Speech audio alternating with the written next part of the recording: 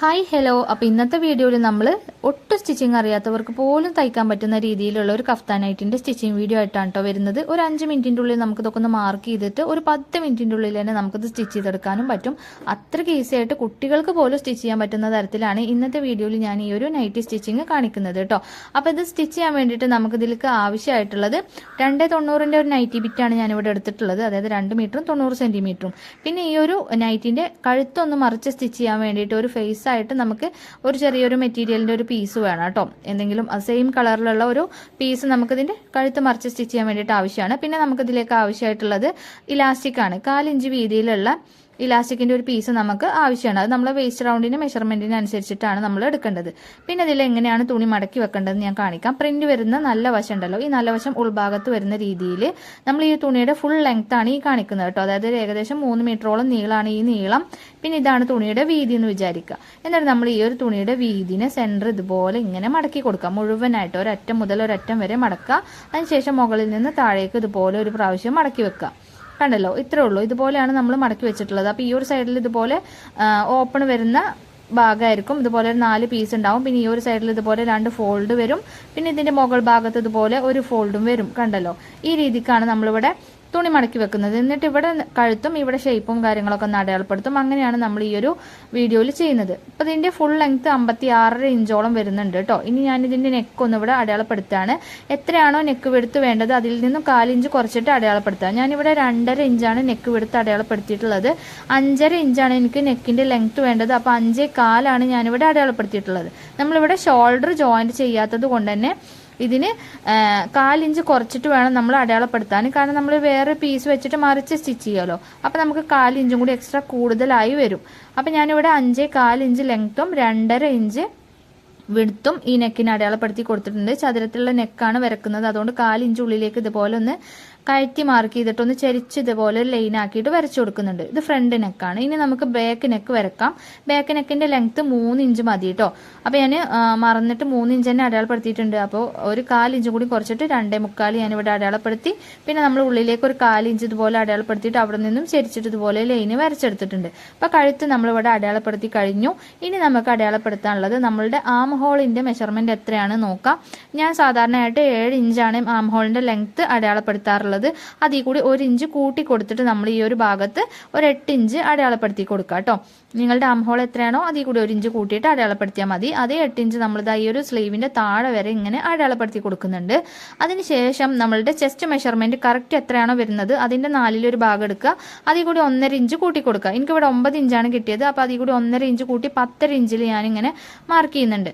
പിന്നെ നമ്മൾ മുകളിൽ നിന്ന് താഴേക്ക് നമ്മളെ ഷേപ്പ് വരുന്ന ആ ഒരു ഭാഗം എവിടെയാണുള്ളത് ആ മെഷർമെന്റ് എഴുതുക. എനിക്കിവിടെ വേസ്റ്റ് റൗണ്ട് ഷേപ്പ് വരുന്നത് ഒരു 14.5 ഇഞ്ചിലാണ്. അപ്പോൾ ആ ഒരു 14.5 ഇഞ്ച് അടയാളപ്പെടുത്തിയിട്ട് മുകളിൽ കൊടുത്ത് അതേ 10 ഇഞ്ച് താഴേക്കും വരക്കുക കേട്ടോ. നമ്മളിവിടെ വേസ്റ്റ് റൗണ്ട് ആയിട്ട് ഇതേ മെഷർമെന്റ് തന്നെയാണ് കൊടുക്കുന്നത്. എന്നിട്ട് ഈ ഒരു ഭാഗത്ത് നമ്മളൊരു കർവ് ഷേപ്പ് വരച്ചു കൊടുക്കുക, കൈയിൻ്റെ കൈക്കുഴി വരുന്ന ആ ഒരു ഭാഗത്ത്. പിന്നെ നമ്മൾ ഈ ഒരു 14.5 ഇഞ്ച് നമ്മൾ ഇതേപോലെ നമ്മുടെ എല്ലാ ഭാഗത്തും ഈ കാണുന്ന ഭാഗത്തൊക്കെ നമ്മൾ അടയാളപ്പെടുത്തിയിട്ട് ഇതുപോലെ ലൈനാക്കിയിട്ട് വരക്കുക. ആ ലൈനിലാണ് നമ്മൾ ഇലാസ്റ്റിക് വെച്ച് കൊടുക്കുന്നത്. മനസ്സിലായല്ലോ? ഇപ്പോൾ ഇതാണ് ഈ ഒരു നൈറ്റി നമ്മൾ മടക്കി വെച്ചിട്ട് ഇതിന്റെ ഫുൾ ലെങ്ത് വരുന്നത്. അപ്പോൾ ഇതിൽ 56 ഇഞ്ച് വരുന്നുണ്ട്. അപ്പോൾ ഞാനിതിൽ 56 ഇഞ്ച് ഫുൾ ലെങ്ത് ആയിട്ട് എടുക്കുന്നുണ്ട്. ഇത് 1 ഇഞ്ച് നമ്മൾ 2 പ്രാവശ്യം മടക്കി സ്റ്റിച്ച് ചെയ്യുമ്പോൾ പോകും. പിന്നെ നമുക്ക് 55 ഇഞ്ച് ലെങ്ത് ആയിരിക്കും കിട്ടുക. എനിക്ക് 54 ഇഞ്ച് മതി. പക്ഷെ ഇത് നൈറ്റി ആയതുകൊണ്ട് തന്നെ അലക്കി കഴിയുമ്പോൾ ചിലപ്പോൾ ഒന്ന് ചുരുങ്ങാൻ സാധ്യത ഉണ്ട്. പിന്നെ നമ്മൾ ഈ ഒരു വേസ്റ്റ് റൗണ്ട് മുതൽ, അതായത് വേസ്റ്റിൽ നമ്മൾ അടയാളപ്പെടുത്തിയല്ലോ ആ പോയിന്റ് മുതൽ ആ ലൈന് വരച്ച് അവിടെ മുതൽ സൈഡിലേക്ക് നമ്മൾ ഇതുപോലെ ചരിച്ചൊരു ലൈന് താഴെ വരെ വരച്ചു കൊടുക്കുക. എന്നിട്ട് ഈ താഴെ നമുക്കൊന്ന് ചെറുതായിട്ടൊന്ന് സ്ലോപ്പ് ചെയ്തെങ്ങാണ്ട് ഒന്ന് വരച്ചു കൊടുക്കാണ്ട്. അപ്പം ഞാനൊരു 1.5 ഇഞ്ചുള്ളൂ ഇവിടെ മുകളിലേക്ക് മാർക്ക് ചെയ്യുന്നത് കേട്ടോ. കോട്ടൻ്റെ മെറ്റീരിയൽ ആയതുകൊണ്ടും പിന്നെ കൂടുതൽ വീതി ഇല്ലാത്ത നൈറ്റി മെറ്റീരിയൽ ആയതുകൊണ്ടും 1.5 ഇഞ്ച് മാത്രമാണ് വരക്കുന്നത്. എന്നിട്ട് ഇതുപോലെ ഒന്ന് ചരിച്ച് വരക്കുക. അപ്പം ഇതിൽ കട്ടിങ് എന്ന് പറയുന്നത് ഈ താഴെ ഭാഗത്തുള്ള ഈ ഒരു ഭാഗം നമ്മളൊന്ന് ലെവൽ ചെയ്ത് കട്ട് ചെയ്യുന്നു. ഈ ഒരു കട്ടിങ്ങും പിന്നെ രണ്ടാമതായിട്ട് നമുക്ക് ഈ ഒരു കഴുത്തിൻ്റെ ഭാഗമുള്ള ഈ ഒരു കട്ടിങ്ങും മാത്രമാണ് ഇതിൽ കട്ടിങ് ആയിട്ട് വരുന്നത്. അല്ലാതെ വേറെ കട്ടിങ്ങും കാര്യങ്ങളും ഒന്നും ഇതിൽ വരുന്നില്ല കേട്ടോ. ഇതിലാദ്യം നമ്മൾ ബാക്ക് നെക്ക് രണ്ടും ഒരുമിച്ച് വെച്ച് കട്ട് ചെയ്തു. പിന്നെ ഞാൻ ഫ്രണ്ടിലത്തെ പീസ് സെപ്പറേറ്റ് ആക്കി പിടിച്ചിട്ട് അതിൽ ഫ്രണ്ടിലെ നെക്ക് മാത്രം ആക്കിയിട്ട് ഇതേപോലെ കട്ട് ചെയ്തെടുക്കുന്നുണ്ട്. അപ്പോൾ ഈ ഒരു നെക്കിന്റെ കട്ടിങ്ങും കഴിഞ്ഞ് അതിൽ കട്ടിങ് കഴിഞ്ഞു കേട്ടോ. അപ്പോൾ ഇതിൽ പ്രത്യേകിച്ച് വേറെ കട്ടിങ്ങോ കാര്യങ്ങളോ ഒന്നും തന്നെ ഇല്ല, ഈസി ആയിട്ട് സ്റ്റിച്ച് ചെയ്തെടുക്കാൻ പറ്റും.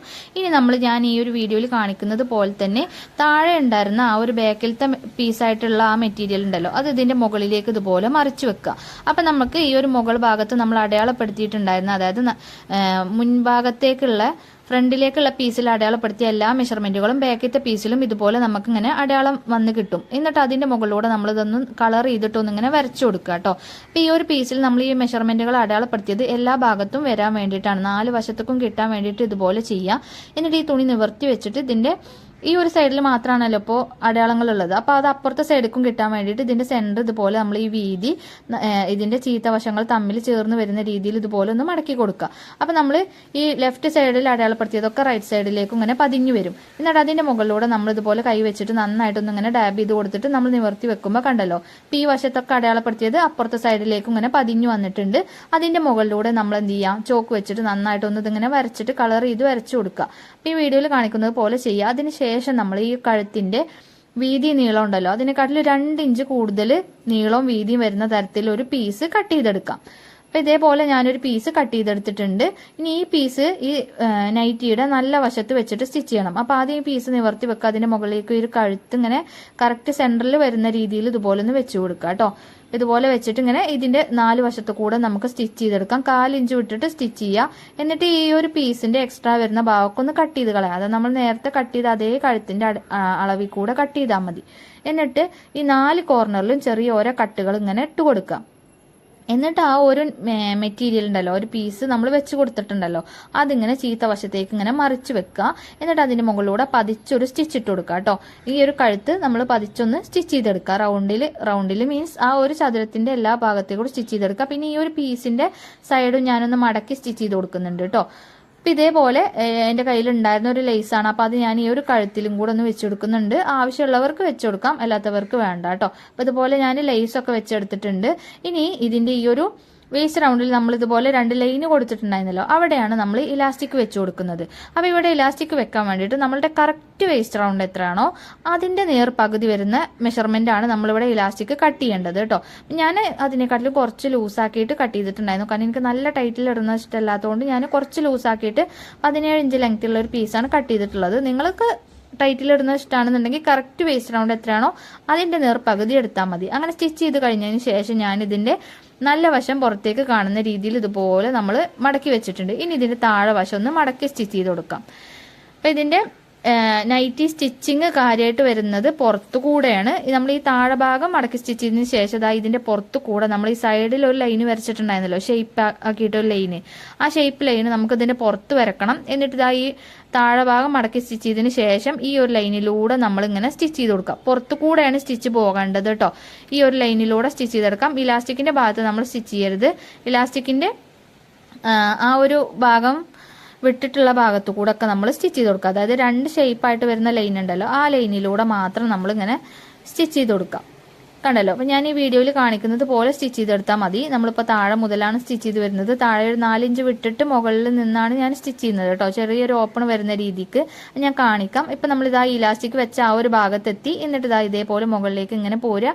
എന്നിട്ട് ആ ഒരു ഷേപ്പ് ഭാഗം ഇങ്ങനെ വരക്കുക. ഇനി ഞാൻ മുകളിൽ നിന്ന് താഴേക്ക് സ്റ്റിച്ച് ചെയ്യുന്നത് കാണിക്കാം. ഇതേപോലെ നമ്മളിങ്ങനെ സ്റ്റിച്ച് ചെയ്ത് പോരുക. വേസ്റ്റ് റൗണ്ടിലെത്തി നമ്മൾ അവിടെ നിന്ന് താഴേക്ക് ഇതുപോലെ ചെരിച്ച ആ ഒരു ലൈൻ വരച്ചല്ലോ, ആ ലൈനിലൂടെ തന്നെ നമ്മളിങ്ങനെ സ്റ്റിച്ച് ചെയ്ത് പോരാ. ഇപ്പം തുണി എല്ലാ ഭാഗത്തും ഒരേപോലെ നിൽക്കുന്നുണ്ടെന്ന് ഉറപ്പ് വരുത്തിയിട്ട് സ്റ്റിച്ച് ചെയ്യുക. എന്നിട്ട് ഈ താഴെ ഭാഗത്ത് എത്തുമ്പോൾ ഒരു 4 ഇഞ്ച് അല്ലെങ്കിൽ ഒരു 3 ഇഞ്ച് വിട്ടിട്ട് അതേപോലെ ഒരു ഗ്യാപ്പ് ഇട്ടിട്ട് ഞാൻ സ്റ്റിച്ച് ചെയ്യുന്നത്. അവിടെ ചെറിയൊരു ഓപ്പൺ വരുന്നുണ്ട് കേട്ടോ. അവിടെ ആവശ്യമുള്ളവർക്ക് ലേസ് വെച്ച് കൊടുക്കാം, ഇല്ലാന്നുണ്ടെങ്കിൽ വേണ്ട കേട്ടോ. അപ്പോൾ ഇതേപോലെയാണ് ഇതിന്റെ ഫൈനൽ ലുക്ക് വരുന്നത്. അപ്പോൾ ഇതുപോലെ ആരും ഇതുവരെ നൈറ്റി സ്റ്റിച്ച് ചെയ്ത് നോക്കിയിട്ടില്ല എന്നുണ്ടെങ്കിൽ തീർച്ചയായിട്ടും ട്രൈ ചെയ്ത് നോക്കുക. അപ്പോൾ അടിപൊളിയായിട്ടുള്ള ഒരു കഫ്താൻ നൈറ്റി ഈസി ആയിട്ട് നിങ്ങൾക്ക് എല്ലാവർക്കും സ്റ്റിച്ച് ചെയ്തെടുക്കാൻ പറ്റും കേട്ടോ. അപ്പോൾ ഇതാണ് ഇതിന്റെ ഫൈനൽ ലുക്ക് വരുന്നത്. ഇഷ്ടപ്പെട്ടാൽ തീർച്ചയായിട്ടും ലൈക്ക് ചെയ്യാൻ മറക്കല്ലേ. അപ്പോൾ ഇഷ്ടപ്പെട്ട തീർച്ചയായിട്ടും ലൈക്ക് ചെയ്യാനും അഭിപ്രായങ്ങൾ അറിയിക്കാനും മറക്കരുത്. അടുത്ത നല്ലൊരു അടിപൊളി വീഡിയോ ആയിട്ട് വരാം. അപ്പോൾ അതുവരെ എല്ലാ കൂട്ടുകാരും വെയിറ്റ് ചെയ്തിരിക്കാം കേട്ടോ. ബൈ.